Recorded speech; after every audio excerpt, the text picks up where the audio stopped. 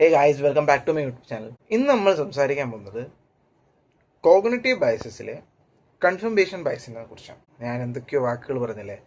Firstly cognitive bias എന്താ? Cognitive bias എന്ന് പറഞ്ഞാൽ ഒരു സിസ്റ്റമാറ്റിക് പാറ്റേൺ ആണ്, നമ്മുടെ ബ്രെയിനിൻ്റെ തിങ്കിങ് പാറ്റേൺ ആണ്. അതൊരു നമ്മളുടെ ഇൻഫർമേഷൻ ഇൻ്റർപ്രറ്റ് ചെയ്യുന്നതും അതിനെ പെർസീവ് ചെയ്യുന്നതുമായിട്ടുള്ളൊരു രീതി. അത് ഒബ്ജക്റ്റീവ് റീസണിങ്ങുമായിട്ട് യോജിക്കണം എന്നില്ല, മോസ്റ്റ്ലി യോജിക്കില്ല.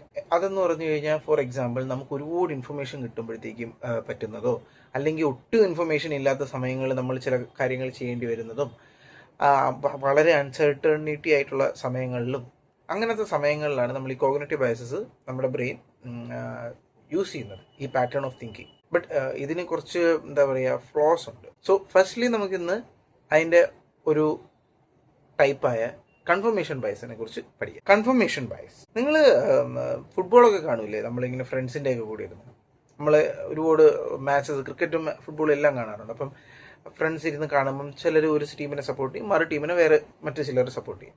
അങ്ങനെ വരുമ്പം നമ്മുടെ റെഫറി ഒരു ഡിസിഷൻ എടുക്കും. ആ ഡിസിഷൻ എടുത്തതിന് ശേഷം നമ്മൾ തമ്മിൽ എന്താ പറയുക, വാക്തർക്കമാവും.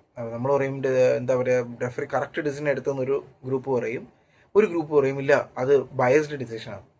Same match, same decision, same ടി വിയിലിരുന്ന് കാണുന്നു, സ്റ്റിൽ ടു ഡിഫറെൻ്റ് ഒപ്പീനിയൻസ്. അതെന്തുകൊണ്ടാണ്? It's because of confirmation bias.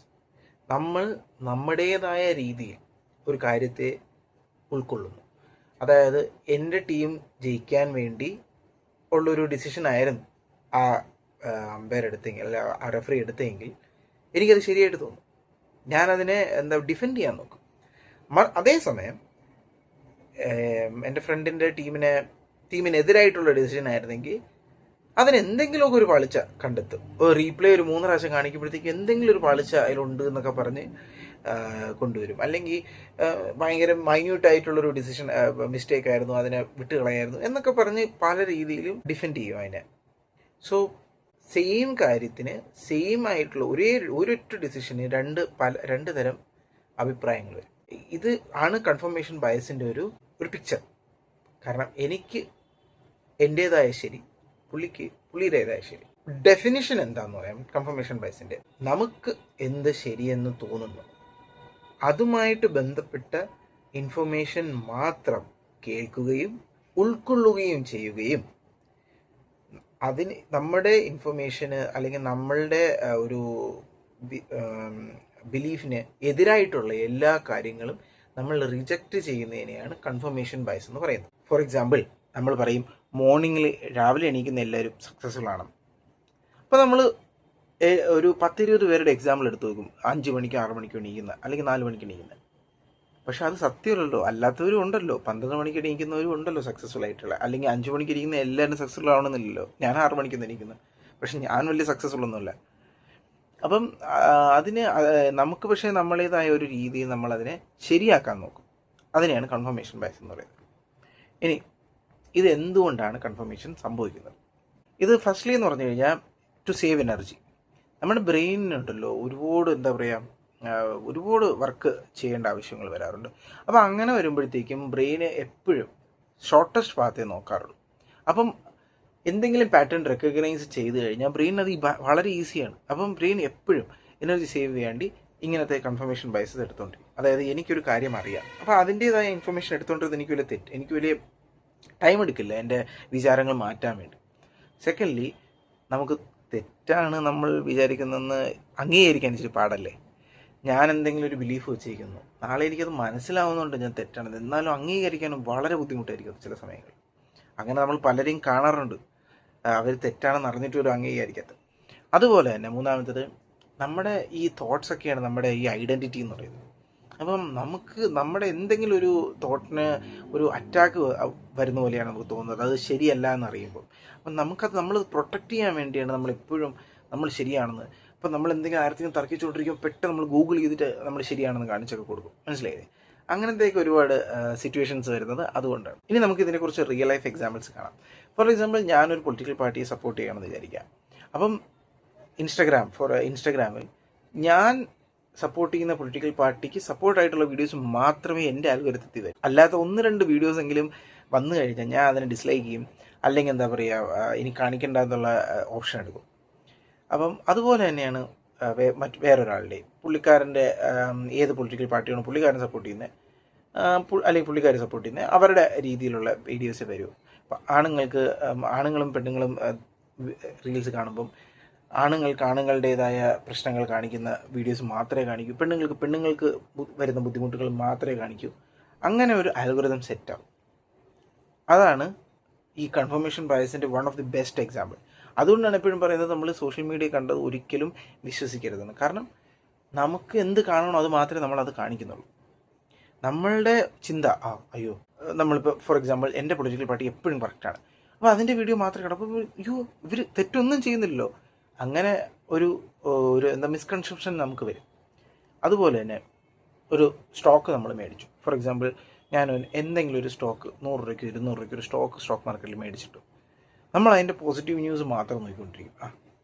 ഇത് വന്നല്ലേ, അപ്പോൾ പിന്നെ അത് താഴെ പൊയ്ക്കൊണ്ടിരിക്കുകയാണെന്ന് വിചാരിക്കുക, അതിൻ്റെ പ്രൈസ് ഒരുപാട് താഴെ പൊയ്ക്കൊണ്ടിരിക്കുക. എന്നാലും ഞാൻ എന്തെങ്കിലും അതിൻ്റെ പോസിറ്റീവ് ന്യൂസൊക്കെ നോക്കിക്കൊണ്ടിരിക്കും. ഓക്കെ ഇത് കണ്ട് അപ്പം ഇതിന് മുകളിലോട്ട് തിരിച്ച് അതിൻ്റെ പ്രൈസ് തിരിച്ച് പോവാം, അപ്പോൾ ഇത് കൂടാം. അങ്ങനെ നോക്കിക്കൊണ്ടിരിക്കും. അവസാനം എന്ത് പറ്റും, അത് ഫുൾ ലോസ് ആവും. അതിൻ്റെ ക്രിറ്റിസിസം ഒന്നും നമ്മൾ കാണില്ല. കാരണം നമ്മുടെ ഇൻവെസ്റ്റ്മെൻറ്റ് തെറ്റാണെന്ന് നമുക്ക് അംഗീകരിക്കാൻ പാടില്ല. ഇതുപോലെ തന്നെ റിലേഷൻഷിപ്സിലും ഉണ്ട്, ഇതുപോലെ തന്നെ ഹെൽത്തിലും ഉണ്ട്. നമ്മൾ ഹെൽത്തിൽ കാണാറില്ലേ, എന്താ പറയുക, ഇതിന് ആക്ച്വലി ഹെൽത്തിൽ നമ്മൾ ഈ ഒരു കോൺസെപ്റ്റ് കുറച്ചുകൂടെ അഡ്വാൻസ് ആയിട്ട് നോക്കുമ്പോൾ പ്ലെസിബോ എഫക്റ്റ് വരെ ഇതിൻ്റെ ഒരു ഭാഗമായിട്ട് നമുക്ക് നോക്കാം. അത് പക്ഷേ നമുക്കത് വേറൊരു വീഡിയോ സംസാരിക്കാം അതിനെക്കുറിച്ച്. ഫോർ എക്സാമ്പിൾ ഞാനൊരു എന്താ പറയുക ഹെർബ് കൊണ്ടുവരികയാണ്, ഞാൻ പറയുകയാണ് ഇത് കഴിച്ചാൽ നമ്മൾ മെലിയും എന്നൊക്കെ പറഞ്ഞു കഴിഞ്ഞാൽ ഒരു 3-4 പേര് മെലിയുമ്പോഴത്തേക്കും വിചാരിക്കും അടിപൊളി ഹെർബാണ്, ഇത് കഴിച്ചാൽ മെലിയും. എല്ലാവരും മെലിയണമെന്നില്ല. ചിലപ്പം അത് അവർ ഡയറ്റിങ് ചെയ്തതും ആവാം, ചിലപ്പം ശരിയായിരിക്കാം. ബട്ട് അത് നമ്മൾ എന്താ പറയുക, ഈ കഴിക്കുന്നവർ കറക്റ്റായിട്ടുള്ളത് മാത്രമേ കാണും, കഴിക്കാത്തവർ തെറ്റായിട്ടുള്ളത് മാത്രമേ കാണും. അതായത് കഴിച്ചിട്ട് സൈഡ് എഫക്ട്സ് വന്നവരുടെ മാത്രമേ അവർ കാണും. സോ രണ്ട് ഭാഗത്തും എപ്പോഴും നമ്മൾ ഇഗ്നോർ ചെയ്യും മറ്റ് പോയിൻ്റ് ഓഫ് വ്യൂ.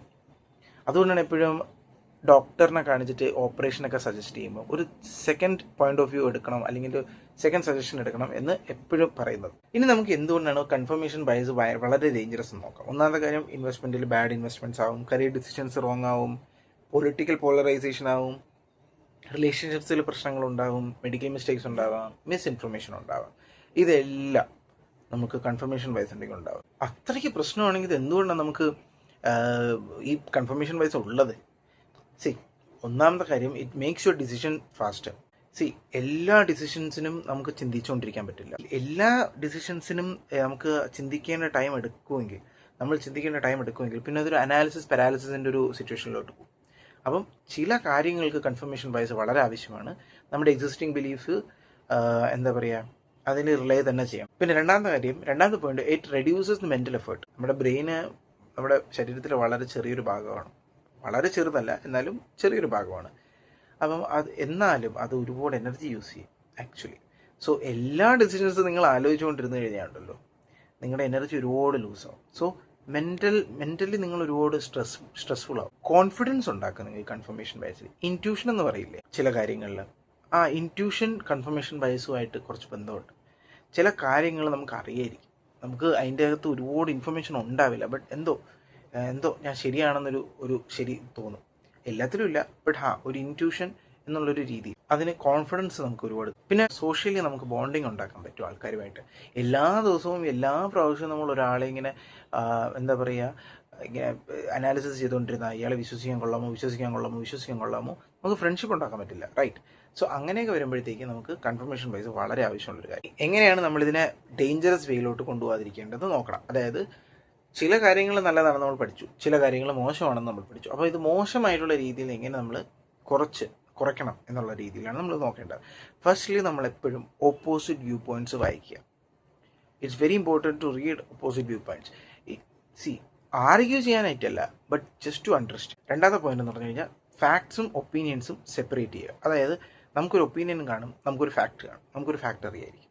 അത് രണ്ടായിരിക്കണം, മനസ്സിലായില്ലേ? എൻ്റെ ഒപ്പീനിയൻ ആയിരിക്കരുത് എൻ്റെ fact. Opinions R never facts. Fact എന്താണെന്ന് നിങ്ങൾ കണ്ടുപിടിക്കണം. നമ്മളിങ്ങനെ പറയില്ലേ, അവരങ്ങനത്തെ ആൾക്കാർ, ഇവരിങ്ങനത്തെ ആൾക്കാർ. അതിന് ഫാക്ട്സ് ഉണ്ടോ നിങ്ങളുടെ?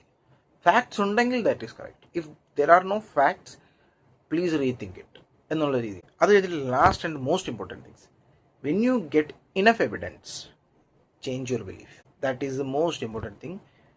എന്നാൽ നിങ്ങൾക്ക് കൺഫർമേഷൻ ബയസ് നല്ല രീതിയിൽ യൂസ് ചെയ്യാം, ചീത്ത രീതിയിലോട്ട് യൂസ് ചെയ്യാതിരിക്കാം. ഐ ഹോപ്പ് നിങ്ങൾക്ക് മനസ്സിലായെന്ന് തോന്നുന്നു ഈ വീഡിയോ കണ്ടിട്ട് നിങ്ങൾക്ക് വേറെ എന്തെങ്കിലും ടോപ്പിക്കിനെ കുറിച്ച് ഞാൻ സംസാരിക്കണമെന്ന് താല്പര്യമുണ്ടെങ്കിൽ പ്ലീസ് കമൻറ്റിലിടുക. ആൻഡ് അടുത്ത വീഡിയോ ഉടനെ ഉണ്ടാകുന്നതായിരിക്കും. അതുവരെ ബൈ ബൈ ഗൈസ്.